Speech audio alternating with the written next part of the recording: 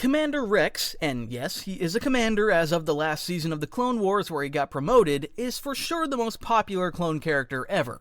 He was trained in Arc Trooper Alpha's Special Command training, which, for those unaware, Alpha is one of the first generation of Arc Troopers that were trained by Jango Fett, and he went on to serve as the captain of the 501st Legion under Jedi General Anakin Skywalker. He earned the admiration of the Jedi and the clone troopers under his command for his unwavering loyalty and honor. Throughout the Clone Wars, he formed a strong bond with Anakin and Anakin's Padawan Ahsoka as well. Thus, he started developing a lot of Anakin's unorthodox combat strategies and showed one of the most distinct levels of independence among all clones. Throughout the Clone Wars, we follow him and the 501st into countless battles, from defending the towering cities of Christophsis, invading the deserts of Geonosis, all the way to sieging Mandalore and fighting battle-hardened Mandalorian warriors. Rex made it through them all. Being the clone given the most amount of screen time, we not only see him in battle, but he shows he's very adaptable, as he goes undercover on Zygerria or acted as a teacher to freedom fighters on Onderon. The most pivotal moments of character development were probably during the Battle of Seleucami and the Battle of Umbara, though. On Seleucami, he comes across Cut Lawquane, a clone deserter who shows him that there's actually more to life than just fighting by having a family, for example. On Umbara, he has to deal with Jedi General Pong Krell, who willingly led Rex and his troops into traps with the target to get their death toll as high as possible.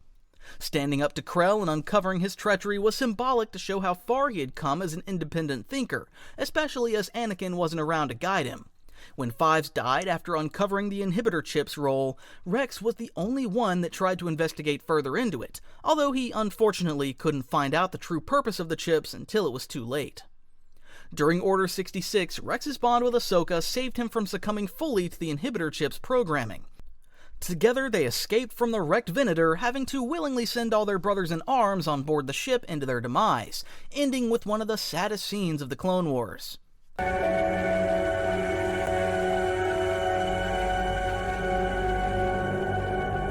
After the fall of the Republic, Rex helped and rescued a lot of clone deserters, removing their inhibitor chips and building a new life away from the army. After that, he went on hiatus alongside his clone brothers Wolffe and Gregor aboard a decommissioned ATTE on Selos, where he noticeably grew out a beard and gained like triple his body weight. These huge worms on Selos sure must be nutritious. And because retirement was boring and he wanted to lose all the weight again, he went on to join the Ghost Rebel crew and then went on to join the Rebel Alliance. And because Dave Filoni and the fans loved him so much, he was even retroactively changed to be this guy with a beard on Endor in Return of the Jedi. What an absolute hero. Finally, because this is a Stickman Anakin video, you know we can't talk about clones without talking about LEGO minifigures. For the longest time, the 2013 version of Captain Rex held a price tag of over $150 on the secondary market, as he was only released in one set, and literally everyone and their dog wanted to have this figure. Myself, however, being the great foresight I was, bought the set on release for $30. What kid me also thought was that his antenna was missing, so I grabbed a friggin' drill and drilled a hole into the helmet in order to glue an antenna on there, to make him more accurate. Yes, so much for foresight and destroying value. Marshal Commander Cody, designated CC-2224, was the steadfast leader of the 7th Sky Corps and the 212th Attack Battalion. He was the second in command to Jedi General Obi-Wan Kenobi. Just like Rex, as he showed signs of independent thinking, he was in the Arc Trooper Alpha's Special Command training and quickly became friends with Rex there. After completion of the training, he gave himself the name Cody and began personalizing his armor with equipment traditionally reserved for ARC troopers. Cody's modifications included a compact bullet-shaped jetpack, an additional comm antenna, and a small stick-like tool secured in an armband on his upper right arm. Cody, alongside Kenobi, fought during several campaigns such as the Second Battle of Geonosis, the Battle of Kamino, and the Siege of Utapau. These battles often brought him face to face with General Grievous as well, whom he expertly punched in one of the scenes here.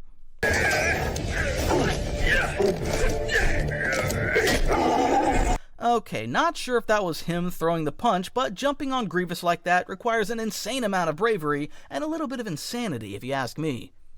Despite Cody's close bond with Obi-Wan, he executed Order 66 without hesitation.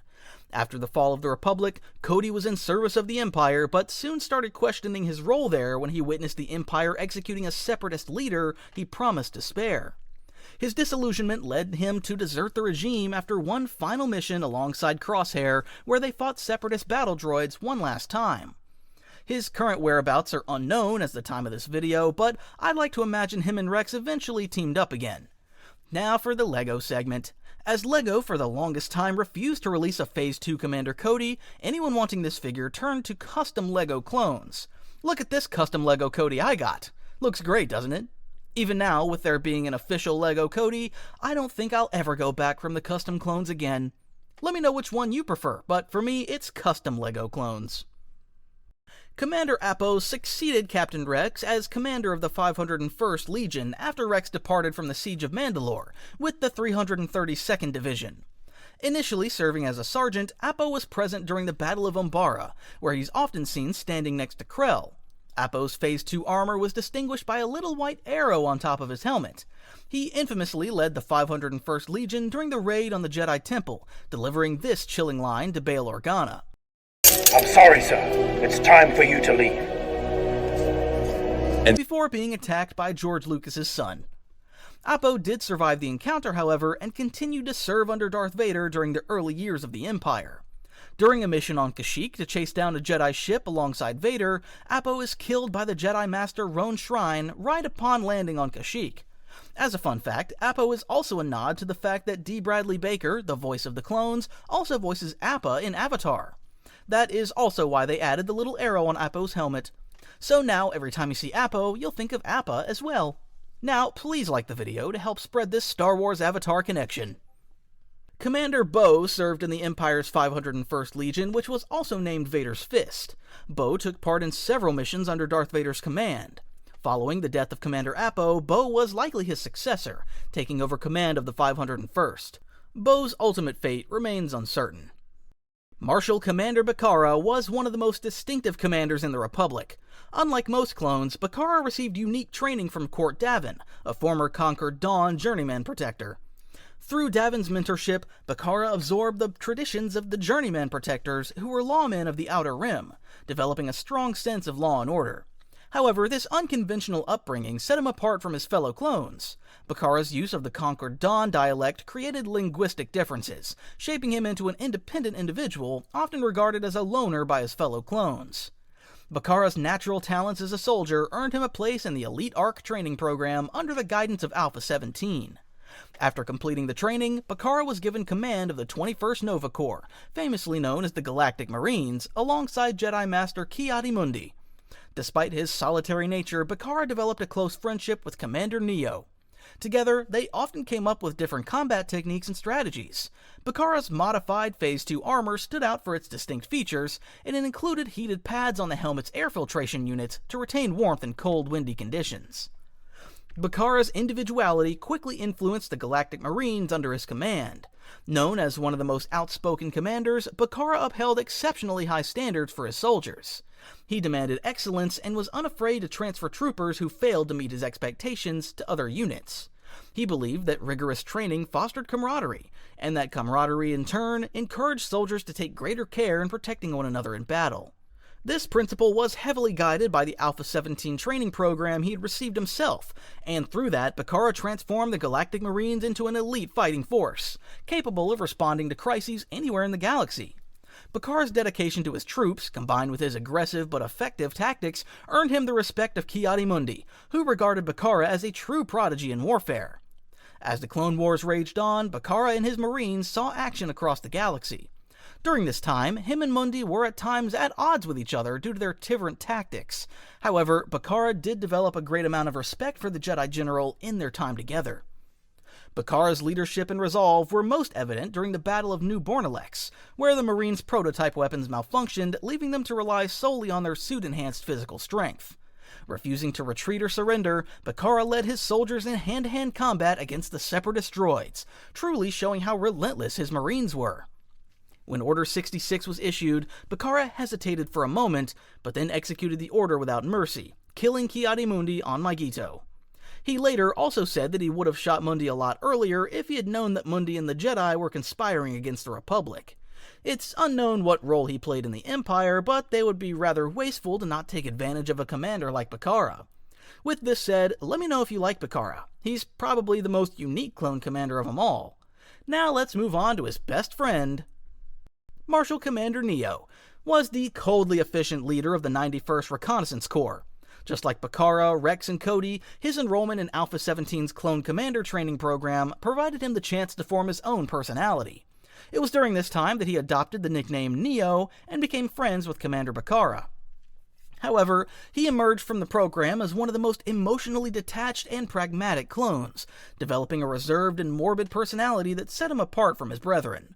This was likely the reason why he and Bacara got along so well. Together, they often devised and tested strategies for Neyo's BARC Speeder Squadron. His armor was marked with distinctive red and white patterns, and featured a specialized helmet equipped with enhanced targeting optics for high-speed reconnaissance on BARC speeders.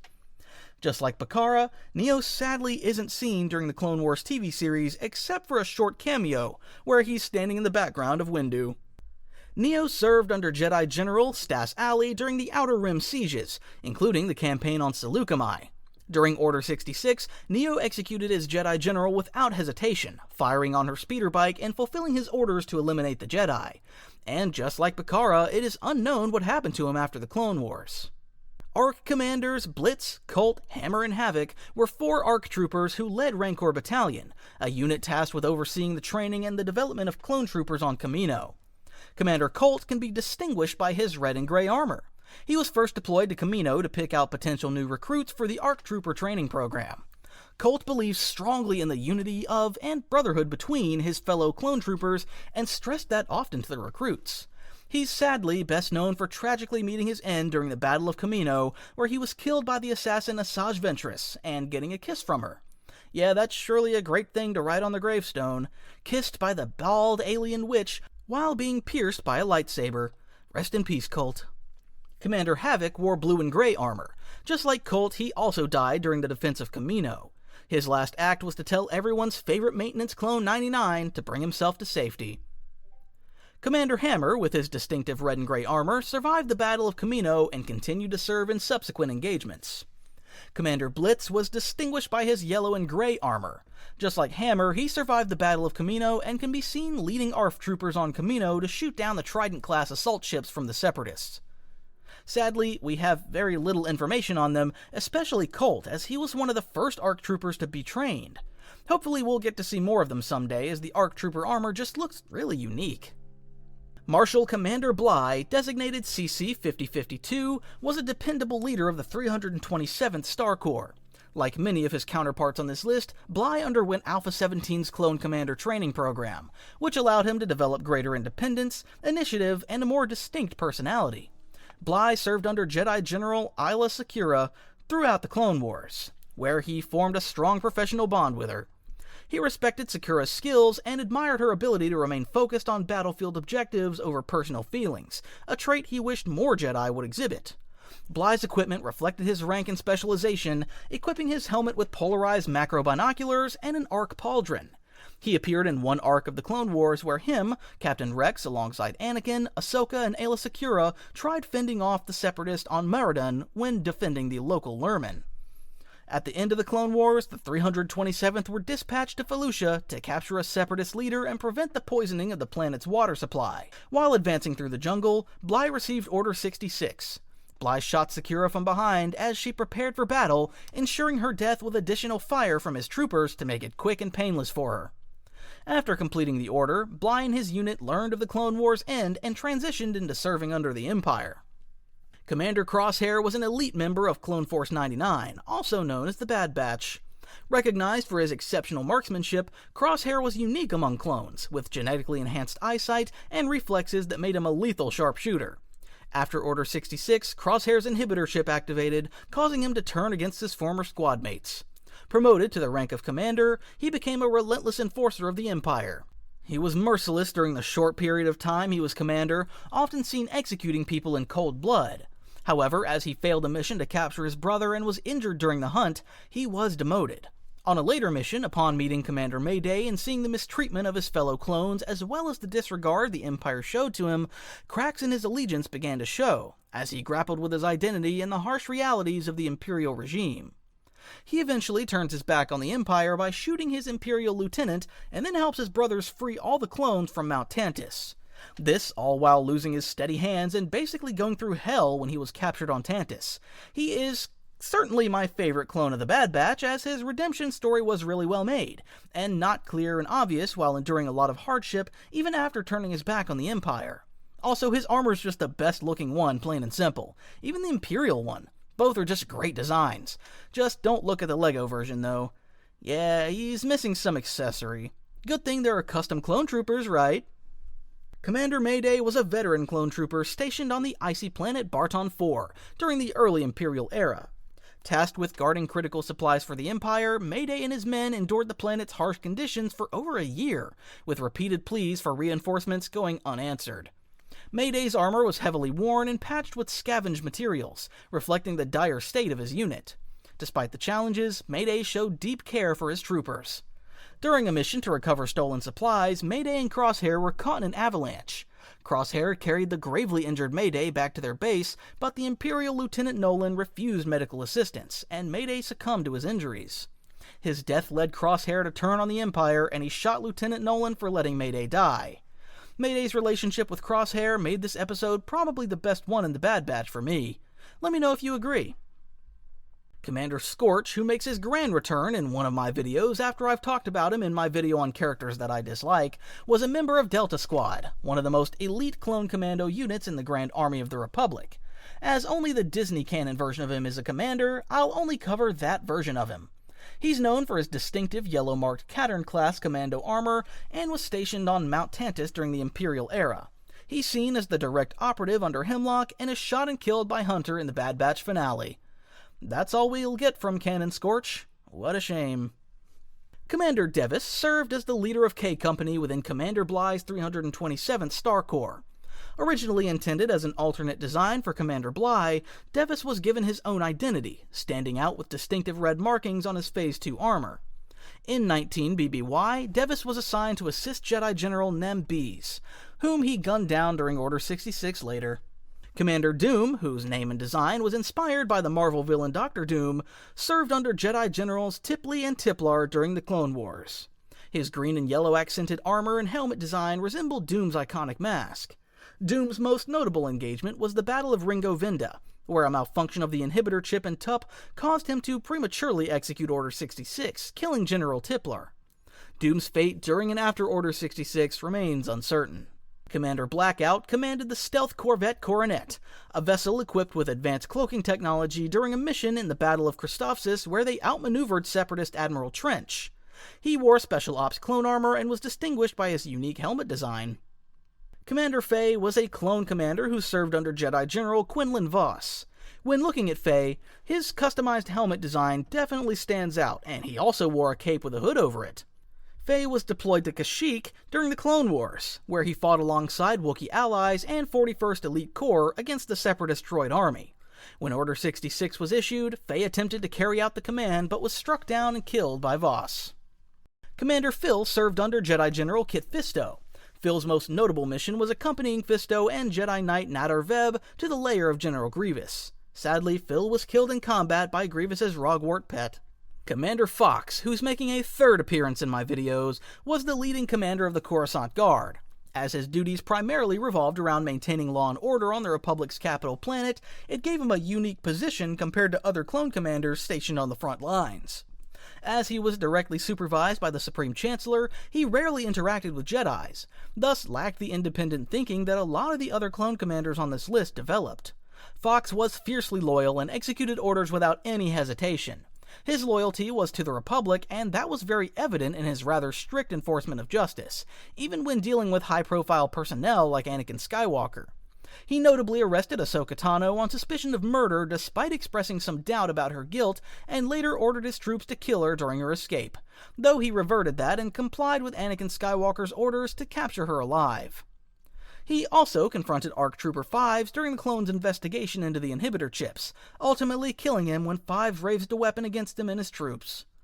After the rise of the Empire, Fox continued his service for the Republic. However, Fox's career ended abruptly when he and his troops mistakenly attacked Darth Vader during a mission. Vader, enraged by the error, executed Fox on the spot. marking the end for a prominent commander of the Coruscant Guard. Now, as I just love talking about Fox, I stand by the opinion that he's the most disliked clone in the fanbase. Of course, him killing a lunatic Fives being the biggest crime. Let me give more fuel to the fire, as I'm biased against Fox and I like Fives. I think that despite him just doing his job, we've just seen a big list of commanders that all have distinct personalities. So excuse me if I dislike the one commander that seems to just be Palpatine's Muppet and blindly executes any order. Now, let the discussions begin and move on to the coolest Coruscant Guard commander. Commander Thorn was a commander of the Coruscant Guard who's the embodiment of a warrior spirit. He carried a Z6 rotary blaster cannon affectionately named Hammer into battle. And if you haven't seen the connection yet, Thorn's name and design is inspired by the Marvel hero Thor. Thus, he calls his minigun Hammer and has these little wings on his helmet. Thorn's most notable engagement was during a mission to Scipio, where he was tasked with protecting Senator Padme Amidala. When Separatist forces launched a surprise attack, Thorn and his troopers were vastly outnumbered. Despite this, Thorn stood his ground, buying time for Amidala to escape. Just look at my absolute hero here. Truly one of the greatest last stands out there. As we saw on the Instagram feeds, this is how all guys actually want to go, and I couldn't agree more. Commander Thire was another commander in the Coruscant Guard. Thire began his career as a lieutenant and was later promoted to commander. He notably assisted Yoda during an ambush by Separatist forces on Toydaria, giving us a first lesson from Yoda that the clones, despite looking the same, still had unique personalities. He was also later retroactively changed to be the clone Sidious tells to search for Yoda after their duel, bringing the story full circle, as Yoda had saved his life all these years ago, and also accompanying Sidious to search for Anakin on Mustafar. After the rise of the Empire, Thire continued to loyally serve the Coruscant Guard. Commander Gree was the leader of the 41st Elite Corps. During the early days, as his individuality grew, he developed a fascination for obscure alien cultures. His pursuit of knowledge in this area even caught the attention of the Kaminoans, and they would have deemed that behavior an anomaly, but as with a lot of other commanders on this list, they saw it as a sign for him to get into the Alpha 17's training program. Upon completion, he chose the name Gree, inspired by an obscure alien species. He reasoned that if anyone recognized the origin of the name, they likely shared his passion for alien cultures. And if you're like me for the longest time and thought Gree just stood for green, well, now you've learned something new. He served under Jedi General Luminara Unduli, and the 41st Elite Corps happened to be specialized in long-term deployments on alien worlds, focusing on winning over the allegiance of the native populations. Commander Gree, through this, expanded his knowledge of alien species and customs, becoming a recognized expert in the field. Gree's armor was uniquely customized with green markings and camouflage patterns. Notable battles that he appeared in were during the Clone Wars arc to capture Gunray in his Phase 1 armor, as well as the Second Battle of Geonosis. The most well-known battle that Gree appeared in was definitely the Battle of Kashyyyk, though, where him and clone Captain Jek tried to execute Order 66 on Yoda before being decapitated by Yoda, marking a rather tragic end for the alien expert commander. Rest in peace, Commander Gree. Commander Jet was the commander who led a Flame Trooper squad during the Second Battle of Geonosis alongside Ki-Adi-Mundi. His armor was heat-resistant, sporting a Special Ops helmet. This Flame Trooper squad and Mundi's usage of them to burn the Geonosians alive is one of the reasons that aforementioned Mundi has been considered as one of the cruelest Jedis out there, and I do see their point. Commander Kite served under Jedi General Eris Noon aboard the Venator-class Star Destroyer Laudable during the Clone Wars. Kite's forces were ambushed by General Grievous's superweapon, the Malevolence, which disabled the ship's shields. The Laudable was destroyed in the attack, resulting in Kite's death along with the rest of the crew. Commander Monkk was a scuba trooper serving under Jedi General Kit Fisto. Monkk's most notable mission was during the Battle of Mon Cala, where he commanded Republic forces against the Separatists and their Quarren allies. His biggest flex is probably that he fought side by side with Admiral Akbar. Commander Oddball was one of the Republic's most skilled clone pilots and the only confirmed pilot to hold the rank of commander. Oddball participated in several key campaigns, including the battles of Teth, Umbara, and Coruscant. During the Battle of Coruscant, he led a squadron of ARC 170 starfighters to assist Jedi Generals Anakin Skywalker and Obi-Wan Kenobi. Commander Pons was among one of the 200,000 clone troopers assembled by Jedi Grandmaster Yoda on Kamino to form the Republic's strike force for the Battle of Geonosis. He's this guy, with the yellow Mark I armor that signified his rank as commander there. After Geonosis, Pons was assigned to Jedi Master Windu and fought in several major campaigns, including the Battle of Ryloth and the Battle of Malastare.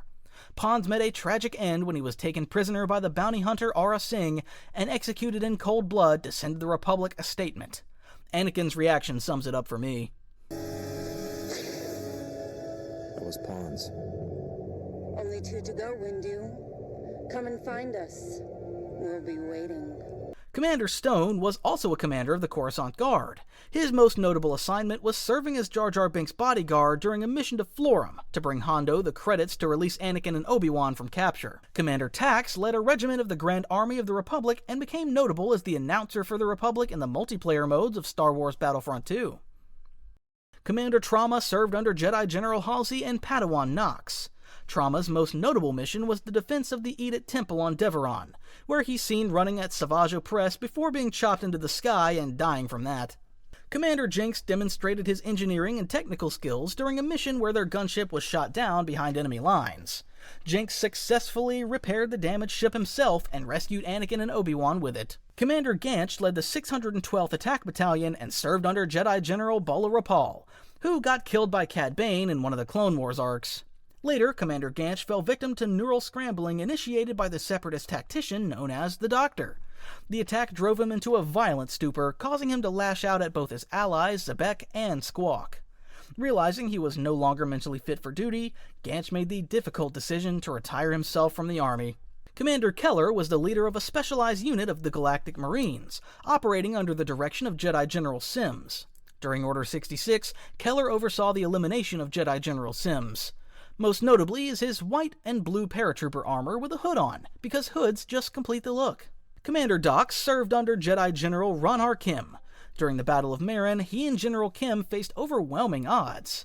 Dox asked General Kim for his orders, sarcastically remarking that surrender was not an option. Kim replied simply, instructing him to die well, a sentiment Dox agreed to without hesitation. Rallying his 9 remaining men, Dox led a final charge, determined to take down as many droids as possible. Both Kim and Dox perished in the battle, but also did the last stand thing that we all love so much. Commander Clutch served under Jedi Generals Typhix and Turo during the campaign on Thire. And now, the last commander whom I'm sure some of you are wondering where the hell he is. Commander Wolffe was the leader of the 104th Battalion, also known as the Wolf Pack. Serving under Jedi General Plo Koon, Wolffe's most distinctive feature were that his armor featured custom wolf-like markings. Also notable was that he had a cybernetic eye, after losing his right eye in a confrontation with Asajj Ventress. Wolffe and the Wolf Pack took part in numerous Republic campaigns, starting off in the first episodes of the Clone Wars Malevolence arc. Because Wolffe lost most of his men during that arc, he had his men change their designation colors from maroon to gray, to symbolize their loss and honor their fallen comrades. Wolffe had a close bond with Plo Koon, often reflecting the Jedi General's calm and compassionate leadership style. During Order 66, he didn't refuse the order and got Plo Koon shot down. After that, he continued to serve for the Empire as a commander, and notably let a traitorous Captain Rex live during a chase even after having him at gunpoint, showing that he wasn't completely obedient to the Empire. Sometime later, Wolffe removed his chip and joined Rex and Gregor in the ATTE Walker on Sealos. Despite his initial reluctance, Wolffe eventually assisted the crew of the Ghost in their fight against the Empire, later contributing to the rebellion's efforts to liberate Lothal. Now, as a final LEGO reference and personal anecdote, I freaking loved Commander Wolffe's Phase 2 design. It's genuinely my favorite design out of all the commanders on this list. Thus, it was instrumental for me to get a LEGO version of him, and boy was that a struggle. As I'm not American, it takes a lot of effort for me to get custom clones. As a kid, I also didn't have a lot of money either, so there I was begging my parents to please buy me a $30 figure with $20 shipping on top of it. It worked out, and I'm now a proud owner of a custom Commander Wolffe, whom I also later upgraded to a more accurate version. Here's a picture of some of my custom clones. Don't they look great? Let me know if you own any in the comments below. That's it for this video. Please like and subscribe.